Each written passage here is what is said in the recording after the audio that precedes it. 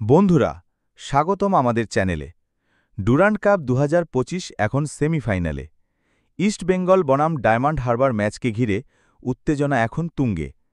ডার্বিতে জয়ের পর এবার সবার চোখ এই হাই ভোল্টেজ ম্যাচের দিকে। ডার্বিতে জয়ের পর আত্মবিশ্বাসে ভরপুর ইস্টবেঙ্গল। সমর্থকদের টিফো, পাল্টা ট্রোল আর সোশ্যাল মিডিয়া লড়াইয়ে আগুন জ্বলছেই। তবে মাঠে এখন বড় চ্যালেঞ্জ ডায়মন্ড হারবার। ইস্টবেঙ্গল শিবিরে কিছু দুশ্চিন্তা আছে। হামিদের চোট, রশিদের দেশে ফেরা আর ৬ জন গুরুত্বপূর্ণ খেলোয়াড়ের কার্ড সমস্যা এসব সামলাতে হচ্ছে কোচ অস্কার ব্রুজোকে।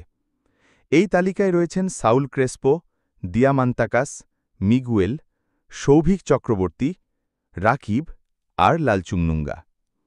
তবে ভালো খবর হল রশিদ ভারতে ফিরছেন। তিনি খেলতে পারবেন কিনা সেটা এখনও নিশ্চিত নয়।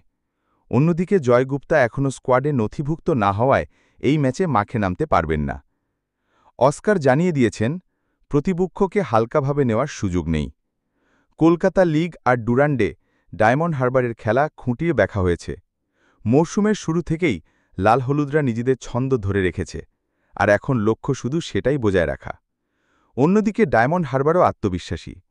মাত্র ২ বিদেশি নিয়েই তারা লড়ছে, কিন্তু কোচ কিবু ভিকুনার বিশ্বাস, যোগ্যতা থাকলেই জয় আসবে।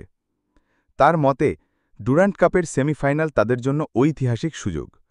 যদিও প্রধান লক্ষ্য আই লিগ জিতে আইএসএলে ওঠা। সব মিলিয়ে বুধবার যুব ভারতীতে হবে দারুণ এক লড়াই। ইস্টবেঙ্গল কি ধারাবাহিকতা বজায় রাখবে, নাকি ইতিহাস গড়বে ডায়মন্ড হারবার? আপনাদের কি মনে হয়? নিচে কমেন্ট করে জানাতে ভুলবেন না। আর ভিডিওটি ভালো লাগলে লাইক, শেয়ার আর সাবস্ক্রাইব করুন আমাদের চ্যানেল।